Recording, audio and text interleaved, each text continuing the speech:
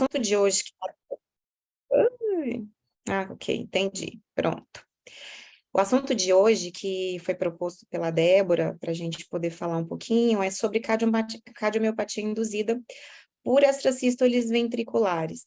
A gente fala muito de IC, muito de extrasístole, mas a gente não fala muito sobre mecanismos, sobre cardiomiopatia induzida, que é uma causa de IC que pode ser reversível. Então, é tão importante a gente entender um pouco mais desse assunto. A gente trabalha tanto com IC, né, os pacientes crônicos, que a gente só administra a doença, e existem algumas causas que são reversíveis, é importante a gente conhecer, e essa daqui é uma delas. Opa, peraí. Aí. Então, vamos lá. As cardiomiopatias induzidas por extracístoles ventriculares nada mais são que uma disfunção sistólica. A gente coloca o ventrículo esquerdo, porque realmente é o principal que é acometido durante essas cardiopatias, mas a gente também vê, eu vou falar um pouquinho para frente, pacientes que evoluem também com disfunção de VD, inclusive com a miopatia atrial associada a extrasístoles ventriculares frequentes. Então, a disfunção sistólica do ventrículo esquerdo associada a extrasístoles ventriculares frequentes, e elas podem estar inseridas em duas categorias principais. Aquelas que a gente chama de cardiomiopatia induzida por EV, aquela pura mesmo, que toda a doença foi causada pela quantidade, pela densidade, pela carga de extrasístoles ventriculares frequentes, e também aquelas que já têm uma cardiopatia de base e a insuficiência cardíaca, a disfunção sistólica do VE, é agravada pela presença de uma carga alta de extrasístoles ventriculares. O mecanismo principal, o mecanismo central, que atualmente, né, que isso é sempre uma constante... um constante estudo sobre isso, mas o mecanismo central, aparentemente, é uma sincronia, uma dissincronia intraventricular induzida pela ativação elétrica normal que essas extrasístoles proporcionam. Então, quando há uma carga muito alta de extrasístoles que promove uma ativação ventricular normal durante uma grande parte do tempo, a longo prazo a gente vê, a médio e longo prazo, a gente vê que há um remodelamento desse ventrículo e, consequentemente, dilatação e disfunção. É um mecanismo parecido, similar à disfunção que a gente observa, né, no bloqueio de ramo esquerdo, ou naqueles pacientes portadores de marca-passo com a estimulação do VD constante e contínua, que desenvolvem disfunção. Então, é uma falta de sincronia entre as contrações de parede septal e posterolateral, geralmente que leva, né, uma distribuição anormal de pressões, o trabalho de enchimento cardíaco e um desperdício desse trabalho, né? E aí leva geralmente a contração subnormal da região subseptal e supernormal, a contração supernormal dessa parede posterior. Então, há um desperdício nessa transformação da energia metabólica em energia mecânica. E, cronicamente, há um remodelamento, tanto um remodelamento elétrico, quanto um remodelamento estrutural. E dentro do estudo dos mecanismos responsáveis por essa cardiomiopatia, a gente observa também que além dessa alteração, desse desbalanço de sincronia, esses pacientes, eles desenvolvem um desbalanço também da atividade do sistema nervoso autônomo, com uma atividade do sistema nervoso autônomo simpático exacerbada. E essa alteração está associada posteriormente a um remodelamento neural do gânglio estrelado. Então, esses pacientes, ele têm uma disfunção autonômica que, inclusive, muitas das vezes, quando você corrige o problema das extrasístoles, ainda demora um tempo para ele recuperar essa alteração da atividade do sistema nervoso autônomo simpático. Então, dentro dos mecanismos, é difícil, às vezes, você fazer essa avaliação em modelo humano, porque você não faz anatomopatológico nos pacientes, né? Após mortem, para poder você fazer esse acompanhamento dessa evolução. Então, a gente tem muitos estudos em modelos animais sobre os mecanismos que levam à cardiomiopatia induzida por extrasístoles.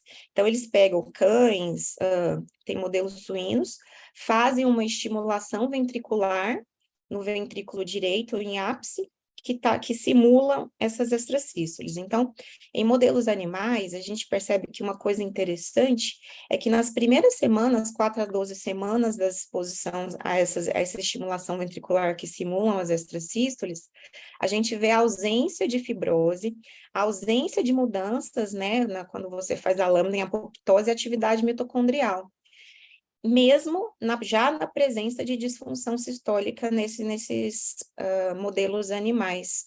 Então, isso realmente sugere que o início dessa miocardiopatia é uma doença meramente funcional e não estrutural. E o que chama atenção, que permite, né, nos permite pensar que você resolvendo a questão das extracístoles, você pode permitir o remodelamento reverso completo nesses modelos animais, a gente vai ver isso também, que a gente vê bastante em humano. Entretanto, a longo prazo, esse remodelamento pode sim levar a aparecimento de fibrose. Tanto da importância da gente tentar resolver essa questão quando a gente vê pacientes com disfunção ventricular e extrasístoles frequentes, tentar fazer a supressão dessas extracístoles, principalmente quando a gente observa a pacientes com extracístoles monomórficas, que a gente tem mais sucesso nessa tentativa, mas mesmo em pacientes polimórficos, a gente deve tentar a redução dessa carga de extracístoles de maneira medicamentosa, algumas vezes tentativa de ablação se tem predomínio de uma forma, porque a gente sabe que a longo prazo o remodelamento vai piorando, aparecendo fibrose e piorando o prognóstico da doença. Tanto que a gente também observa a presença, quando você faz a pesquisa de realce tardio, em pacientes que são referidos a realizar a ablação, pacientes que têm eco normal, então a gente acredita que não tem nenhuma cardiopatia estrutural, 25% deles já apresentam algum grau de cicatriz ou fibrose miocárdica, predominantemente intramural. E essas cicatrizes sobrepõem a origem das EVs. Às vezes é difícil a gente saber se esse paciente já tinha essa cicatriz e as extracístoles são causa ou consequência, mas a gente sabe que, se não tratadas, pode evoluir como consequência. Né? E em 48 a 90% dos casos em que há cicatriz, há uma associação forte com a indução de TV no estudo eletrofisiológico, que também é um preditor de pior prognóstico da doença. Então, esses pacientes necessitam de serem pesquisados.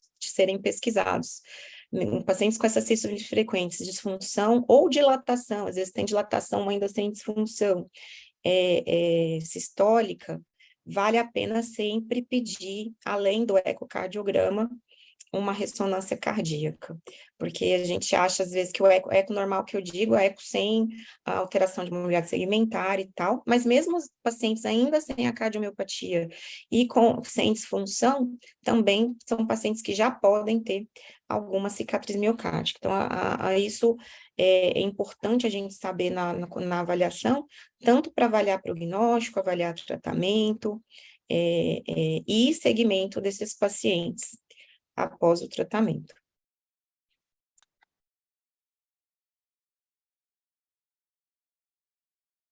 Bom, então, continuando falando sobre mecanismos, a cardiomiopatia focada no ventrículo esquerdo é o foco central. Então, a maioria dos pacientes que desenvolvem essa cardiomiopatia tem alteração no ventrículo esquerdo.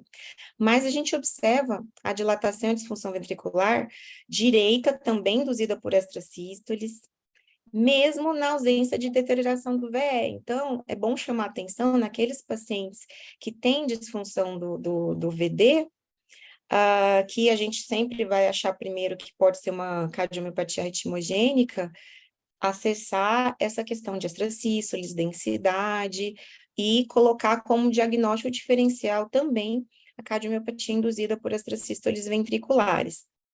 Além disso, as extracístoles ventriculares também podem levar a uma miopatia atrial, que é uma tanto dilatação quanto disfunção desse átrio esquerdo, e o mecanismo é por uma perda de sincronia atrioventricular. E muitas vezes é agravada por regurgitação mitral, às vezes a extracístole é do papilar, às vezes a própria dissincronia do ventrículo pela extrasístole leva a uma alteração de papilar, aumenta a pressão de enchimento e dá alteração secundária em átrio, uma miopatia atrial associada. Quanto tempo demora a partir do momento que você tem as extrasístoles até o desenvolvimento da cardiomiopatia induzida por extrasístoles? Essa é a pergunta de ainda é, por mais que hajam estudos, eu vou falar sobre vários estudos aqui, ainda é uma pergunta de milhões, né? Varia muito e tem muitos fatores que estão envolvidos nesse desenvolvimento da cardiomiopatia. Voltando aos modelos animais, você vai ver que eu vou falar bastante de modelos animais, porque eles conseguem pegar do início, né? Eles simulam as extrasístoles e conseguem pegar do início até o desenvolvimento da cardiomiopatia. O estudo do ISAR, eles viram que a queda do desempenho sistólico do V, isso é bem mais rápido que nos humanos, tá? Deixar bem claro. Pode ocorrer tão cedo quanto em 2 semanas de estimulação frequente numa carga como de 50%, um bigeminismo simulando um bigeminismo ventricular todo o tempo, em 100% do tempo, né, com bigeminismo ventricular.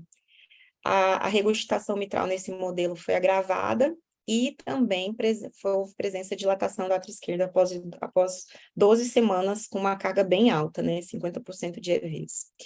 Outros estudos mostraram com cerca de 4 semanas pós também estimulação em bigeminismo, aparecimento de disfunção. No modelo suíno, a gente viu deteriorização da fração de ejeção com 2 semanas, e ela é contínua e gradual e com pior ao longo das semanas, quando não há resolução das extrasístoles. Tanto que foi visto nesse outro estudo do TENS, que cães submetidos a níveis gradativos de carga GV, a gente viu respostas diferentes. Então, queda significativa de fração de ejeção e aumento de diastólicos, com 8 semanas, com 14% de extrasístoles. Pacientes com 25% ou mais de extrasístoles, eles viram que tiveram cardiomiopatia definida, que seria sempre queda abaixo de 50%. E todos os cães, todos que foram testados, desenvolveram após 8 semanas, quando a carga foi maior. Né? Então, a gente vê que quanto maior realmente a carga, a densidade dessas cias ventriculares, mais cães, no caso, no modelo animal, desenvolveram, isso acontece também no humano, desenvolveram a cardiomiopatia induzida por extrasístoles. Em humanos, a gente tem, infelizmente, poucos dados que conseguem acompanhar o tempo em curso, porque a maioria dos casos você chega, o paciente já tem extrasístoles, às vezes não tem disfunção, mas você não sabe a data que ele iniciou essas extrasístoles, ou até já chegam com algum grau de dilatação e disfunção, então você perde esse dado de tempo para desenvolver essas extrasístoles. Mas existem alguns preditores que a gente sabe que influenciam nesse tempo, né, maior ou menor desenvolvimento. A carga ou densidade, a origem dessas extrasístoles de VE, elas desenvolvem mais rápido a disfunção, o intervalo de acoplamentos menores também desenvolve mais rápido, a duração do QRS, então, extrasístoles mais largas, elas mostram maior desincronia, então, um desenvolvimento mais rápido, a variabilidade, né, durante o ciclo circadiano, então, tem muitos pacientes que têm uma carga muito alta de dia, mas à noite diminui, então, esses pacientes demoram mais tempo do que aqueles pacientes que ficam 100% do tempo no Holter com extrasístoles frequentes. A gente tem um estudo prospectivo de 239 pacientes com extrasístoles frequentes, ainda sem cardiopatia estrutural, que foram seguidos aí por 5 anos, mais ou menos 1,7, 13 deles apresentaram quedas maior que 100% da fração de ejeção, um deles com menor do que 50%. E a gente observou que a carga maior, então pacientes com mais de 20 mil extrasístoles por dia, tiveram alteração dentro dos primeiros 4 anos de segmento. Aqueles com uma carga um pouco menor, entre 5 e 20 mil, também apresentaram alteração, mas após 4 anos. E cargas menores de 5 mil extrasístoles por dia, não tiveram dilatação. Por isso que a gente sempre avalia a densidade dessas sístoles no Holter. Então, a gente não precisa apavorar a paciente com 5%, 5 mil extrasístoles, às vezes a gente apavora, né, pensando nisso. Isso não, geralmente esses pacientes não desenvolvem. A gente tem estudos em humanos também, que eu vou até falar para frente, que a gente observa a alteração cardiomiopatia estrutural induzida com pacientes a partir de 10%, não tem número mágico, mas em torno de 16% a gente já fica mais de olho, mais atento, monitorando mais de perto, que esses pacientes têm mais chance. Isso nos assintomáticos, né? Nos sintomáticos, a gente já tenta tratar por causa do sintoma, não tanto por causa da cardiopatia. Mas em todos os casos, o processo foi lento e gradual. Então, aqueles pacientes que são bem acompanhados pelo seu cardiologista não vai desenvolver isso facilmente, se você for atento a essa carga e a evolução da doença. Né, no estudo do LIAC, 4,3% dos pacientes com extrasístoles frequentes desenvolveram cardiopatia no período aí em 53 a 71 meses. Então, assim, é muito variável esse tempo de desenvolvimento. E, interessantemente, embora, se a gente vai ver no gráfico, os pacientes assintomáticos, eles sejam de maior risco para desenvolvimento da cardiomiopatia induzida por extracístoles, justamente por a gente não saber quanto tempo eles estão expostos a essas extracístoles, os pacientes sintomáticos também, quando tem uma duração maior de sintomas, eles têm mais chance de desenvolver, o que mostra realmente que tempo e carga são muito importantes no desenvolvimento dessa doença, né?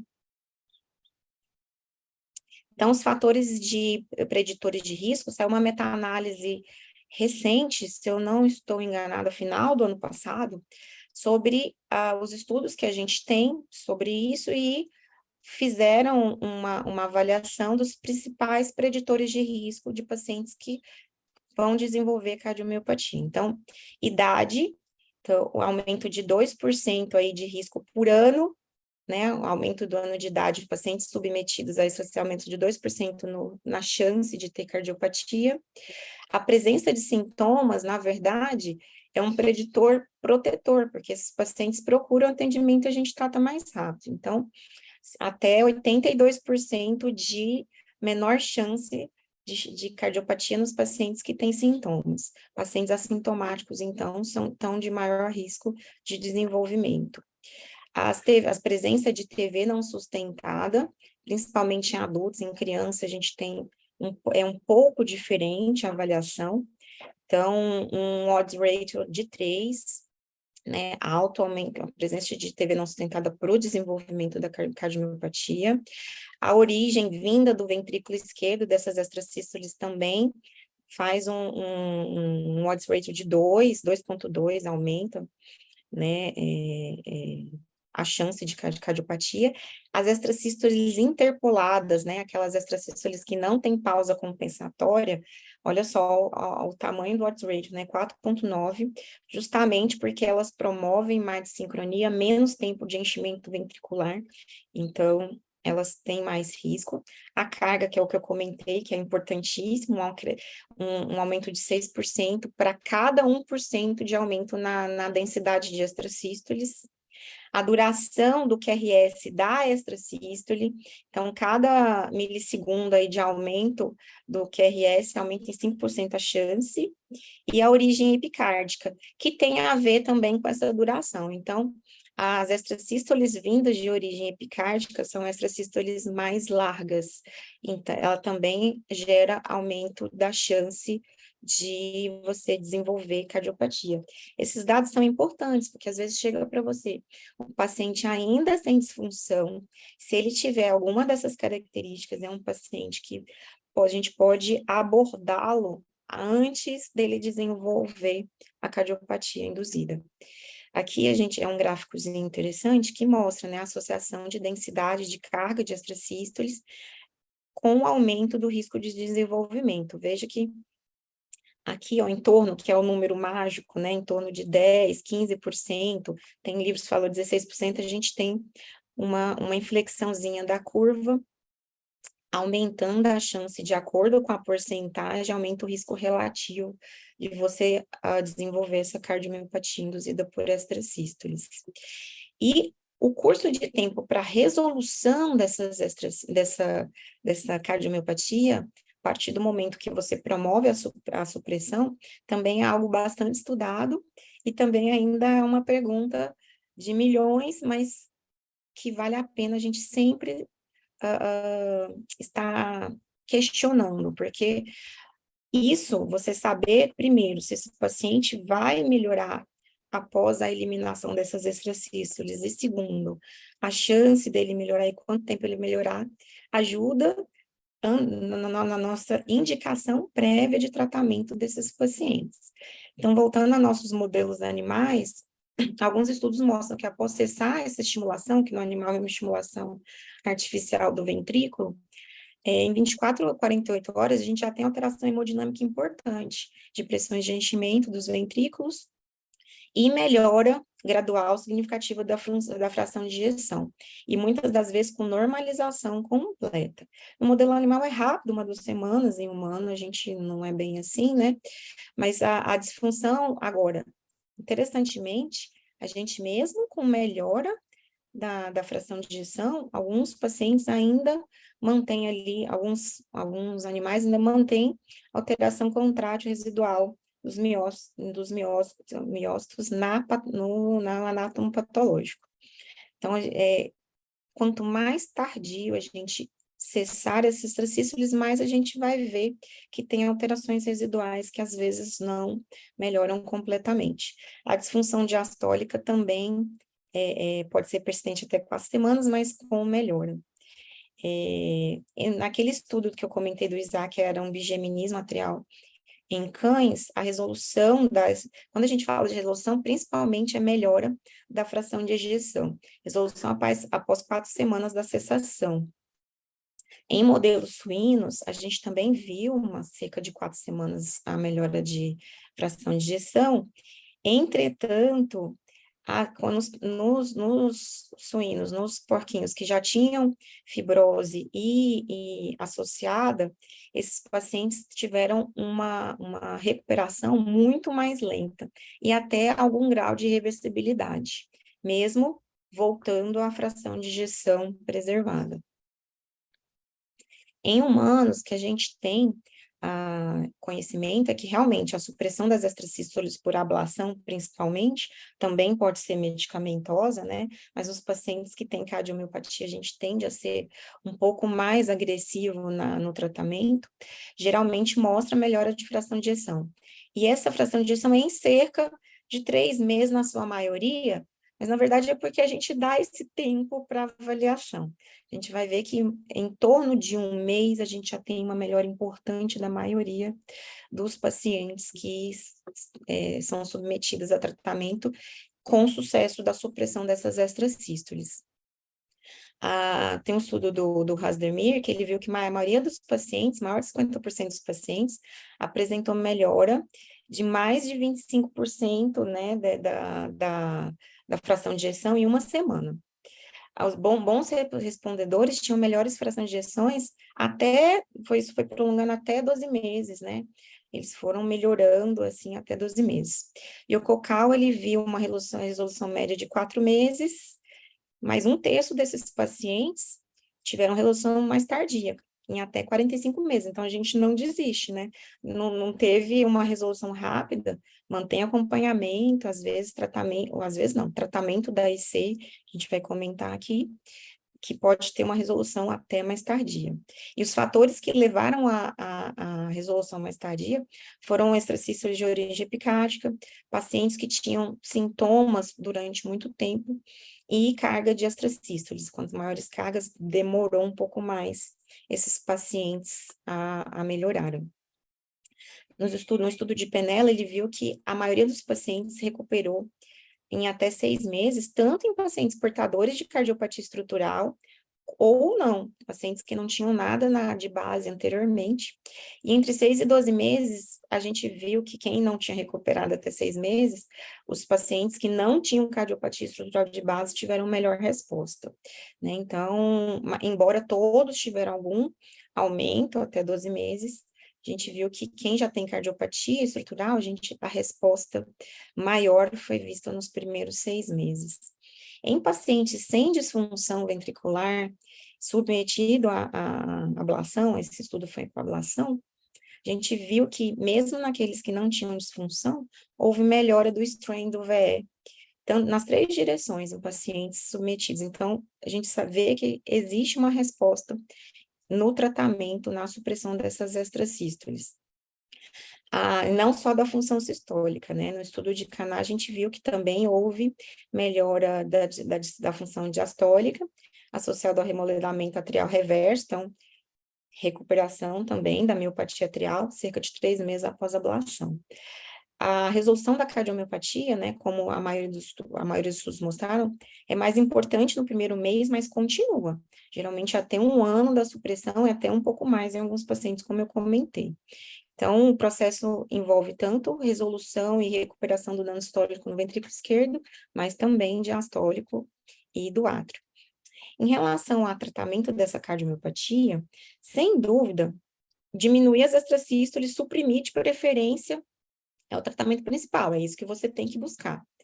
O tratamento clínico, ele pode ajudar, tanto na redução da carga das extrasístoles, né, com medicamentos, quanto parcialmente por neutralizar mecanismos desadaptativos da própria insuficiência cardíaca, com a terapia específica para IC. Eu até vou comentar aqui para frente, alguns tratamentos que são específicos para insuficiência cardíaca também foram vistos como medicamentos que reduziram a carga de extrasístoles, então ajudaram tanto melhorando o desempenho pela IC, mas também por reduzir extrasístoles. E embora o tratamento da IC possa modificar a evolução dessa doença, se não suprimir as extrasístoles, o prognóstico é sempre pior. Então, o foco central é sempre a resolução disso daí. Os beta-bloqueadores, tão queridos, né, e famosos, eles sempre foram recomendados nos guidelines. Eu vou colocar mais para frente o quadrinho mostrando a indicação atual, tanto em pacientes com disfunção ou não. Mas, para a extrasístole ventricular, a gente viu que o efeito real dele são naqueles pacientes que têm extrasístoles dependentes de frequências cardíacas mais elevadas. É aquele paciente no Holter que você vai ver lá aquele quadrinho, a distribuição do Holter, e durante o sono as extrasístoles somem. Esses pacientes, eles respondem ao beta-bloqueador. Aqueles pacientes que têm extrasístole todo o tempo, dormindo, acordado, etc., esses pacientes, eles respondem pouco. Tanto que a gente não tem tanta indicação classe 1 mais para beta-bloqueador, pensando na redução de carga, né? A gente sempre usa quando tem esse pensando na IC, mas na redução de carga de extrasístoles, a resposta não é tão boa em todos os casos. Estudos de pacientes com IC, por exemplo, o CHF-STAT, uma subanálise dele, fez uma avaliação de pacientes com alta carga de extrasístoles, comparando o placebo e a amiodarona, que nesses pacientes houve maior redução da carga de extrasístoles, recuperação de fração de ejeção e sobrevida no grupo tratado, né, do que no grupo que não fez nada, né, porque a amiodarona tem o seu papel na redução realmente de carga de EV. O sacubitril valsartana, né, é muito interessante, essa é uma droga que realmente quem usa em consultório sabe que ela veio para ficar, é uma medicação que aumenta a fração de ejeção mesmo nos pacientes com IC, e a gente que trabalha muito com arritmia observa que há, de verdade, uma melhora da carga de extrasístoles dos pacientes que utilizam sacubitril valsartana, e isso tem documentado em estudos, né? Nesse estudo aqui que eu coloquei, até foi em pacientes ressincronizados, que viram que houve uma melhora do remodelamento e da fração de ejeção nos pacientes ressincronizados, porque esses pacientes tiveram redução importante das extrasístoles, então tiveram maior porcentagem de tempo de batimento ressincronizado. Medicação como IECA também já foi visto como reduzindo extracístoles ventriculares, por exemplo, em cardiopatia não isquêmica. No estudo do Comoria foi visto isso. Então, sobre tratamento clínico, a gente sabe que os antiarrítmicos e as terapias específicas para a insuficiência cardíaca devem ser iniciadas até antes da ablação. E a ablação, com sucesso, geralmente é seguida da descontinuação dos mesmos, dos antiarrítmicos. Naqueles pacientes com cardiomiopatia pura, né, que a gente comenta, que a única causa de disfunção foi a quantidade aumentada de extrasístoles, a gente consegue até a médio e longo prazo descontinuar o tratamento para IC, depois, com recuperação total. Nas cardiomiopatias que são pioradas, então tem alguma cardiomiopatia de base e foi piorada muitas das vezes, mesmo com recuperação da fração de ejeção, esses pacientes devem ser mantidos, né, em tratamento, aí o que usar varia aí de paciente para paciente. Em relação à ablação, na hora da gente indicar a ablação, a gente tem que analisar a previsibilidade da resposta desses pacientes, para, inclusive, fazer uma indicação correta. A gente sabe que uma ablação bem-sucedida, ela melhora sintomas de C, ou o status neurohormonal, as dimensões, o desempenho sistólico, enfim, a melhora é importante. E, inclusive, em pacientes com cardiopatia estrutural, muitas das vezes a gente retira esse paciente de indicação de CDI, por exemplo, a gente tem, inclusive, pacientes no consultório, na nossa equipe, que aconteceu isso, pacientes que você retira esse paciente de indicação de CDI por melhora de fração de ejeção, melhor de desempenho sistólico, após a ablação, mesmo com cardiopatias de base, chagásica, isquêmica e tudo mais. Grandes reduções de carga, né, de extrasístoles, eles podem levar realmente à redução de mortalidade cardíaca, transplante e hospitalizações, porque eles levam a importante melhora de fração de ejeção. Então, nesse estudinho aqui, ele viu que redução maior do que 18 pontos, 18%, né, de carga de extrasístoles, mostrou uma diferença muito grande na curva de sobrevida da mortalidade transplante e também de mortalidade transplante e hospitalização por IC. Por isso que vale tanto a pena a gente sempre tentar suprimir extracístoles nesses pacientes, mesmo naqueles que você não tem certeza o que veio primeiro, o ovo ou a galinha, né? Se já tinha cardiopatia estrutural ou não, mas nos pacientes que têm extracístoles, principalmente aquelas monomórficas ou uma predominância grande de uma forma, são pacientes que são bastante responsivos e candidatos à ablação. Então, os preditores de resposta, né, para você indicar a ablação, são dois principais pontos que a gente tem que observar. A carga de extrasístoles, que eu comentei do limiar mágico, né, não tem, essa aqui eu indico e essa eu não indico, mas alguns estudos mostram aí os valores entre 16% e 24% como os mais prevalentes para desenvolver a cardiopatia, então, esse paciente acima desses valores, a gente já pensa, ainda mesmo sem disfunção, pensa em tratar, mesmo pacientes assintomáticos, porque a gente sabe que o assintomático, se não acompanhado, eles desenvolvem até mais, porque não vão atrás, né? Sendo que a gente já tem descrição de que acima de 10% a gente pode ter cardiomiopatia induzida por extrasístoles. Então, muitos estudos mostrando a relação entre porcentagem de extracístoles a Holter e resposta à ablação. Então, quanto mais extracístoles a Holter, mais você tem resposta após a supressão dessas extracístoles. E as cargas menores que 10%, geralmente não tem benefício importante. E não deve ser indicada se é sintomático. Se sintomático, até se sintomático é questionável, porque a gente sabe que o resultado da ablação é bom, mas depende muito do sítio que saem esses extracístoles. Quem é eletrologista e faz ablação de extracístoles sabe que é um calcanhar de Aquiles, né? Realmente é uma ablação que, quando bem sucedida, tem um resultado incrível, mas não é fácil, porque depende da presença dela durante o procedimento, depende de um mapeamento muito bom, depende da posição que está essa extrasístole, então não é uma ablação tão maravilhosa assim para fazer, não é, né? Então a gente precisa avaliar bem quem que a gente vai levar para esse tipo de indicação. Outro ponto, além da carga desse exercício, é a extensão da redução. O que você espera reduzir? Então, as cargas residuais ao Holter, né, controle pós-ablação, foram preditoras de resposta. Por exemplo, paciente que a gente faz uma espécie de modulação, não consegue eliminar todas as exercícios, mas fica com uma baixa carga menor que 8% ao Holter, e há uma variação, né? Aqueles pacientes tinham mais de 30% de extrasístoles e tudo mais.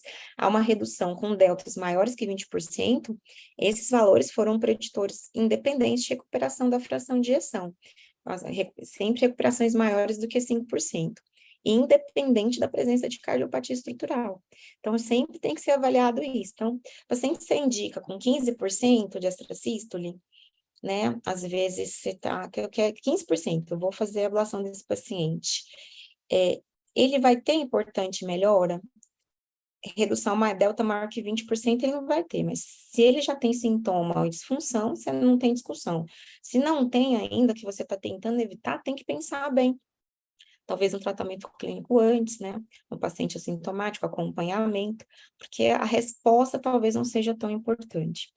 E a Penella fez uma correlação linear em que cada 1% de queda da carga de extrasístoles teve um aumento de 0,68 na fração de ejeção, que é essa progressão linear desse gráfico aqui. Então, existem aqueles pontos que são preditores clássicos e existem os moduladores da resposta à ablação, porque são 4 pontos principais: os pacientes com cardiopatia estrutural prévia, fibrose, a função cardíaca basal e as características desse QRS.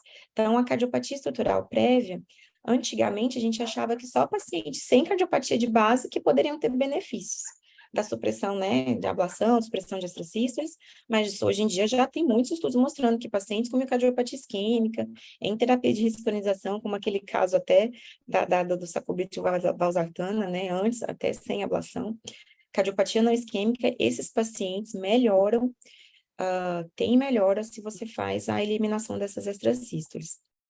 Algumas vezes a gente só consegue diferenciar, né, se é puro ou não, depois da ablação. Então, na dúvida, tem alta carga e tem disfunção pró-réu. E são extrasístoles que são passíveis de ablação, a gente tem sempre que tentar.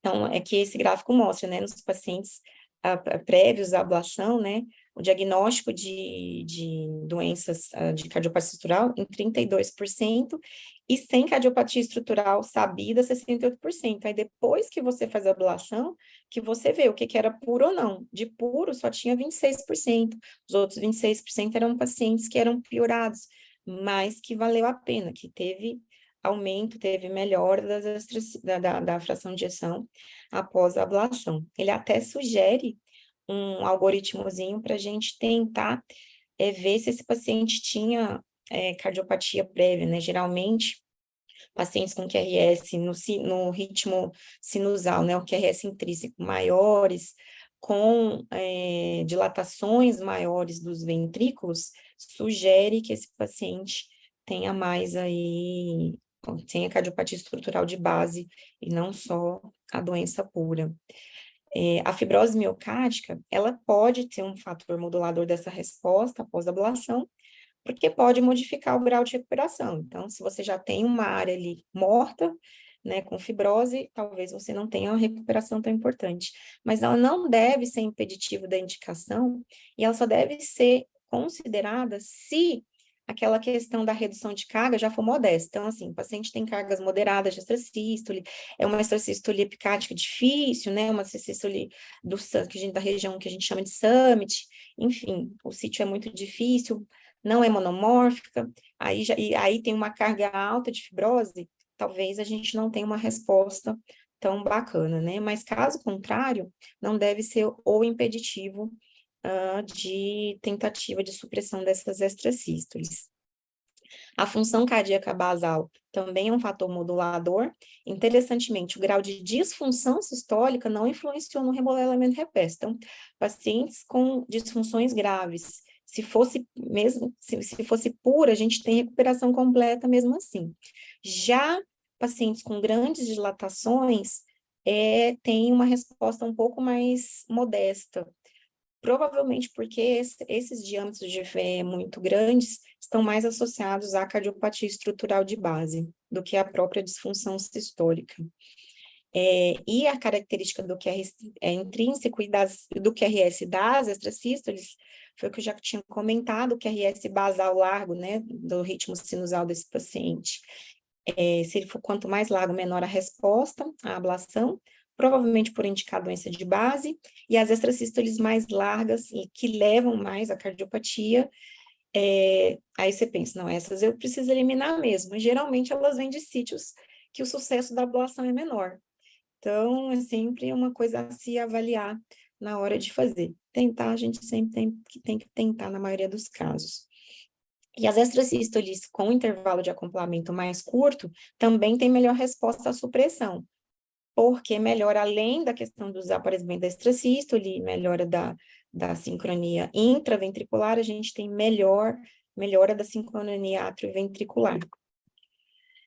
A questão isso aqui é do último consenso europeu sobre arritmias ventriculares, falando sobre a questão das indicações, né, de tratamento, tanto medicamentoso como ablação, nos pacientes, tanto com cardiopatia complexa, que ele colocou no mesmo pacote, e pacientes com cardiomiopatia induzida por extracístole. Olha que interessante que eu comentei do beta-bloqueador, ele é classe 1 nos pacientes sintomáticos e sem disfunção ventricular já de base, nos pacientes que têm extrasístoles outras que não sejam fascicular ou de extrasístole de saída de VD, porque essas extrasístoles são de melhor resposta à ablação. Então, nesses casos é classe 1. Todos os outros casos, beta-bloqueador é classe 2A, porque a resposta não é tão maravilhosa assim. E os outros antiarrítmicos, vejam, tem uma indicação muito questionável, né, para melhora tanto da extrasístoles em paciente que ainda não tem disfunção, quanto os que já têm cardiomiopatia induzida. E a ablação, na maioria dos casos, é classe 1. Nesses casos aqui, dos pacientes que não tem disfunção ainda, tudo sintomático de extrasístoles de sítios difíceis, esses aqui, extrasístoles outras que não fasciculares ou de ventrículo direito, da via de saída, são sítios um pouco mais difíceis. Então, classe 2A por isso. Né? E pacientes assintomáticos com extrasístoles maior que 20% e função normal, ele ainda coloca como 2B, mas acredito que isso aí pode mudar no futuro, talvez ir para o 2A, porque esses pacientes a longo prazo, eles desenvolvem, sim, alguns sintomas, ou dilatação de disfunção mesmo, ou mesmo queda de qualidade de vida, queda de capacidade funcional. Aqui é um estudinho mostrando, né, pacientes pré e pós-ablação, o quanto, né, individualmente a gente pode melhorar a fração de ejeção desses pacientes, normalizar, inclusive, né. Esse estudo aqui é bem recente, é uma revisão sistemática, foi agora, acho que de março de 2023, de 5 estudos comparando o uso de antiarrítmico e o paciente com ablação, para ver a resposta desses pacientes à cardiopatia induzida.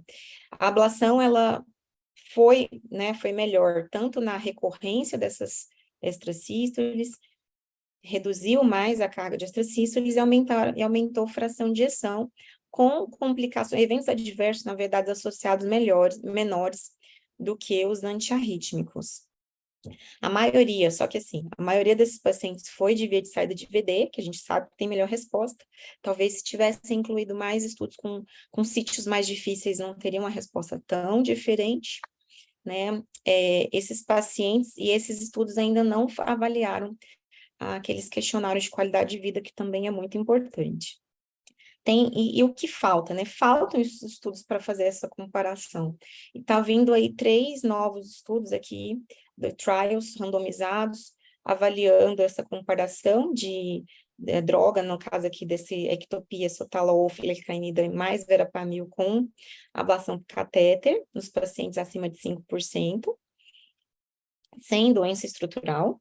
Esse outro, o PAPS Pilot, ele está avaliando a amiodarona versus ablação por catéter em pacientes com maiores de 10% e disfunção ventricular. E esse outro estudo também avaliando a amiodarona e ablação de catéter em doença estrutural para pacientes com mais de 10 mil extracisos 24 horas. São estudos importantes que vão nos dar mais respostas ainda sobre... Nem sei se é comparação, porque para mim está um pouco mais bem estabelecido que realmente o antiarrítmico tem um efeito menor, mas em todas as variáveis que vão ser estudadas e um estudo prospectivo para avaliar esses pacientes, a resposta à ablação desses pacientes também, tudo comparativo. São estudos que vão ser importantes para a gente ter mais respostas no futuro. E, terminando, o guideline, a gente tem o guideline americano, que é um pouco mais antigo. Eu, particularmente, eu gosto dos guidelines americanos, mas eu acho os guidelines europeus muito mais utilizáveis na prática clínica, eles têm uma pegada mais clínica do que os guidelines americanos, e esse europeu é mais recente, ele é de 2022, que ele faz um algoritmo para os pacientes que já têm, né, cardiopatia induzida ou piorada por extrasístoles, para fazer para a questão de avaliação terapêutica. Veja que nos pacientes que têm a cardiopatia, na hora que você faz o fluxograma, né, você vê que esse paciente tem uma tendência mais à cardiopatia induzida, a ablação cateter é classe 1. Os pacientes agravados, classe 2A, mas é um classe 2A quase classe 1, porque vale a pena realmente melhorar alguma coisa desses doentes, que facilita depois o tratamento da IC. Sendo que a ressonância cardíaca, por enquanto ainda classe 2A, nesses pacientes com extrasístoles frequentes, é uma avaliação bem importante para avaliar presença de cicatriz, a carga, a quantidade dessa cicatriz, tudo isso nos ajuda a avaliar a resposta ao tratamento desses pacientes. Só, esse aqui eu não vou comentar muito, mas tem nesse guideline, é bom, que eu comentei já, hoje o foco foi voltado para os pacientes que já têm a cardiopatia induzida, mas nesse guideline ele tem toda a avaliação e segmento dos pacientes que têm essas cirurgias frequentes e ainda não tem disfunção ventricular. Que fazer com esses pacientes, quando indicar ablação? Veja que nos pacientes que ainda não têm disfunção, ele cai, né, a indicação de ablação por catéter para 2B. Só que acredito que isso vá subindo ao longo do tempo, de acordo com a gente foi tendo mais sucesso de ablação, melhorar a técnica e evitar a evolução para esses pacientes. Mas se esses pacientes estiverem bem acompanhados, na hora que começa a dilatar e você indicar a ablação, também você tem, como a gente comentou, respostas muito boas de recuperação dessa função. Acho que é isso.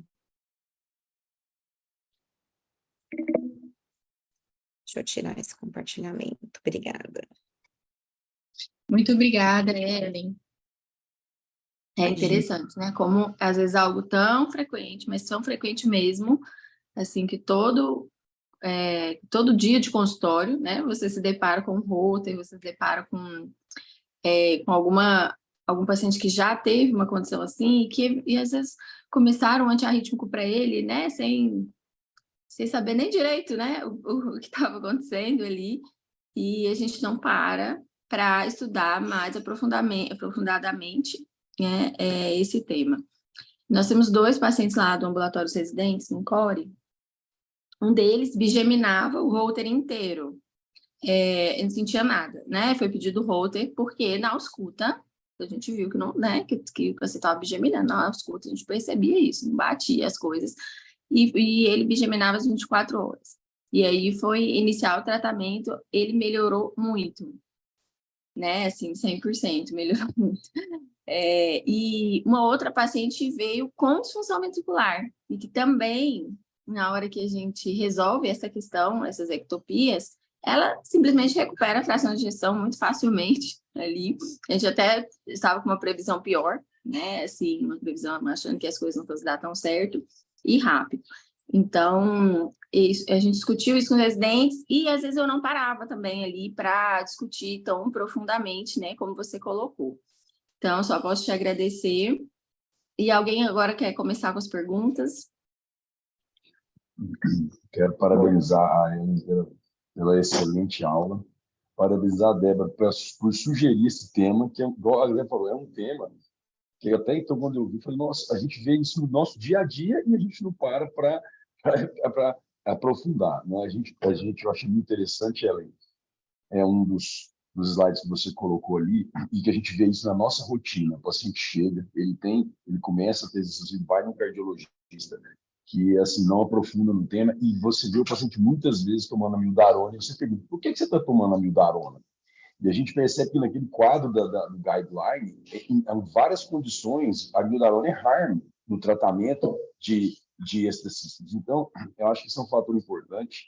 Outro fator que é muito importante vocês da eletrofisiologia mostrar cada vez mais, porque existe ainda uma resistência em se fazer o estudo eletrofisiológico e se indicar a ablação, e a gente percebe que na maioria das condições do paciente com uma densidade de exercício elevada, ele tem um benefício muito significativo ali, né, nessas condições. É um paciente que vai desenvolver uma ICC e aí induzida por essas sístoles, e que você pode resolver a vida do paciente de uma forma hoje muito segura, né, que a gente percebe que a gente vê os estudos de vocês, o índice de complicação é muito, assim, é baixíssimo. Eu até costumo falar, eu estou aqui no hospital há 10 A anos. gente não te incomoda muito, né, Arthur? Vocês nunca me chamaram para fazer um procedimento assim, de emergência em caso de ablação. Então, isso me deixa muito confortável e feliz aí de indicar o procedimento, com certeza. Parabéns. Obrigada, Arthur. É isso mesmo. A gente tem que prestar mais atenção, indicar mais. A gente sempre fala, né, na nossa equipe, porque... E não só de extrasístoles, né? Eu sempre falo extrasístoles para uma ablação de sucesso, a gente precisa ter uma indicação bem precisa, realmente carga mais alta, a gente depende dessas extrasístoles estarem lá presentes para a gente poder fazer a ablação, mas hoje com as técnicas a gente tem mapeamento 3D, que ajuda muito, a gente tem ultrassom intracardíaco, que ajuda a não ter complicação, a gente tem muita tecnologia hoje em dia para a gente conseguir sucesso, e ver que é pouco indicado, né? Paciente anos usando remédio, sem muita melhora, com efeito adverso do remédio, e poderia estar melhor. Isso vale não só para extrasístole, a gente comenta muito sobre isso, pacientes tratando taxupra em consultório durante anos, né? A FA demorando, deixando o átrio ficar lá super aumentado para depois referenciar para o eletrologista. Então, é bom essas aulas para todo mundo ver que quanto mais, não precisa indicar, mas refere para o eletrologista para ele fazer a avaliação, né? Às vezes você você não sabe, eu não sei se esse paciente vai se beneficiar. Faz uma consulta com o eletrologista, ele pode te dar uma dica, né? Pode te ajudar aí a avaliar o tratamento. Numa boa equipe, né? Que faz indicação clínica real, né? Não é fominha de procedimento, né? Que vá ajudar esses pacientes. Então, realmente é bom o clínico sempre ver para poder saber indicar. Ô, Ellen, e a pressão hoje, né, para a gente ter melhora, a gente se autopressiona, né, para que o paciente melhore a fração de ejeção, para que o paciente responda, até em relação à classe funcional, né, da insuficiência cardíaca. E aí, lá atrás, ainda na construção do score médico, né, eles mostraram, o Entresto foi uma droga, né, que bateu muito nesse resultado, mostrando que pacientes com classe funcional, 40% de pacientes em algumas populações estudadas, 40% de pacientes que tiveram morte súbita, né, tiveram insuficiência cardíaca, né, e em tratamento de insuficiência cardíaca tiveram morte súbita, estavam em classe funcional 2, né? Então, olha só, a morte súbita ela é uma realidade dentro da IC, né? Isso precisa nos incomodar, entendeu? Para quantos pacientes com IC que tem arritmia, a gente E é só extracístole, às vezes só assusta a gente quando vem um ataque, uma TV sustentada, né? Esse paciente assusta a gente. Mas quantos pacientes lá têm uma densidade significativa, às vezes estavam dentro desse grupo aí, desses 40%, né? Que tiveram morte súbita com IC em classe funcional 2. Então, não é aquele paciente que interna, muitas vezes é um paciente que não está nem com antiarrítmico, né? Assim, descontando o beta, né? Quer dizer, a gente desclassificou, né, o beta de antiarrítmico com IC. É para IC, né? Para IC, tanto que desclassificou ele. Você veja que a indicação de beta para as extrasístoles, ela não é forte, mas para IC, a partir do momento que você tem IC, já muda toda a classificação, né? É bem isso mesmo, Débora. É interessante, né? Porque essa aula foi voltada muito para a cardiopatia induzida, mas a gente sabe que a presença de extrasístoles, a gente precisa também, fora a questão da IC, fazer uma estratificação de risco desses pacientes para morte súbita. Essa é uma questão. Mas a indução da cardiopatia por si só, ela já aumenta muito o risco de morte súbita pela presença da cardiomiopatia, e uma coisa que você pode tratar, você pode curar, você pode tirar o paciente desse risco com procedimentos relativamente simples. Então, a gente precisa ter essa coceira, né? Eu brinco que o residente tem 2 fases, né? A fúria, na R1 a gente tem a fúria diagnosticandis e no R2 a gente tem a fúria curandes, né? A gente não pode perder um pouquinho dessa fúria, tanto a diagnosticantes quanto a curantes, depois que a gente sai dessa fase, porque em alguns pacientes faz muita diferença e precisa ser discutido, né? Não pode ser levado como uma coisa normal. Muito bom. Doutora Ellen, parabéns. É sempre muito bom te ouvir falar. Você fala com muita tranquilidade, transmite segurança de quem sabe o que está falando e o que está fazendo. Você me fala isso toda vez, você fala para todo mundo? Porque você sempre me fala isso. E a gente escolhe bem. Ellen, eu vou fazer pergunta direta aqui para você. Quando você fala do beta-bloqueador, o sotalol está nessa categoria genérica ou ele tem um tratamento especial? E aí, especificamente, nesses casos, sotalol ou amiodarona? E depois já vou emendar. E o marca-passo? Quando que você indica nesses casos?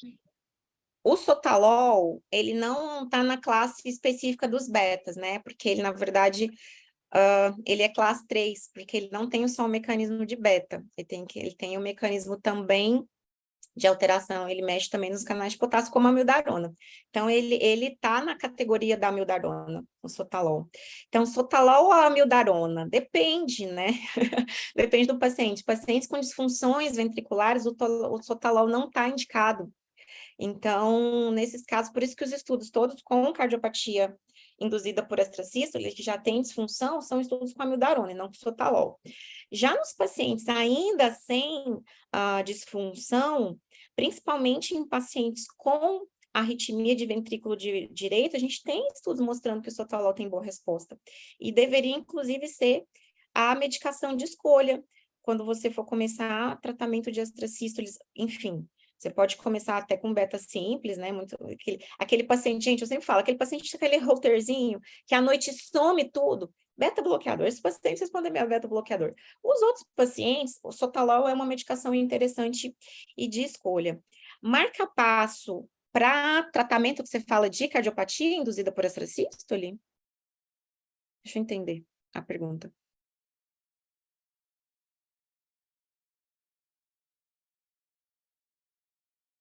Mutz? Oi. Oi, você perguntou sobre marca-passo para tratamento de... Você perguntou de marca-passo para tratamento de extrasístoles ou de cardiopatia induzida? Deixa eu entender. Porque às vezes, assim, principalmente no idoso, a gente tem que usar as duas coisas, né? Porque se eu começo o antiarrítmico, pode ser o sotalol. Se o paciente não tem problemas de fração de ejeção, se não tem miocardiopatia, a gente indica o sotalol. Isso pode trazer uma bradicardia importante e eu precisar do marca-passo.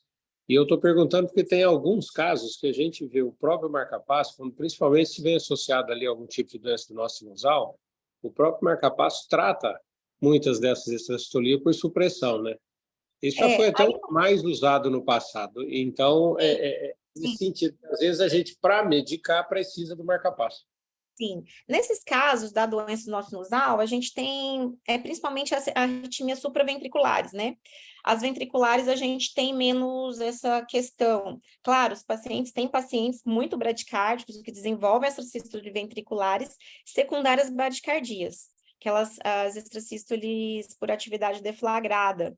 Então, esses pacientes, você melhorando a frequência cardíaca deles, você pode ter, sim, supressão. Mas a gente, ultimamente, mesmo os pacientes idosos, aí tem a característica do paciente, né? Às vezes ele é idoso, mas se a extrasístole for muito frequente, se a extrasístole for monomórfica, em uma localização, um sítio que não é muito difícil, a gente deixa por último, né, essa questão de droga e marca-passo. A gente tenta eliminar essas extrasístoles primeiro com a ablação.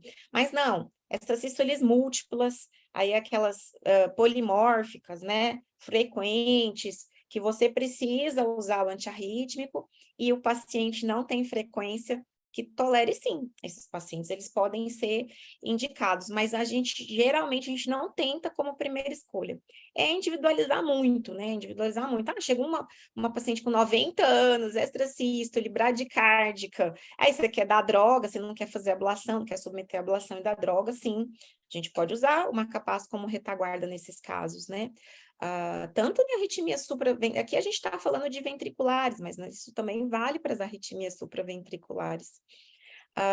Mas pensando em termo geral, é uma opção para ficar de segunda linha, né? É uma opção de segunda linha, mas que não está fora do nosso contexto do dia a dia. O que a gente não pode é tentar ver isso de cara, assim, pensar de não, eu vou precisar da droga e se não tolerar, eu vou fazer marca-passo. A gente sempre tem que pensar na opção de tentar eliminar. Em casos que isso não é possível, aí sim, claro, a gente tem que estar dentro da nossa linha de tratamento. Excelente.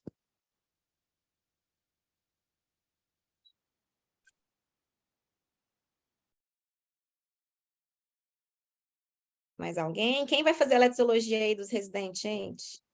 Misericórdia. Por favor. Como assim? Ano passado eu achei que eu ia arrancar mas escapou. Tudo bem. Aqui é assim, né? Eletrofisiologia e hemodinâmica. Assim, eu sempre tenho a sensação que eu estou com a tendência de formar eletrofisiologistas e hemodinamistas.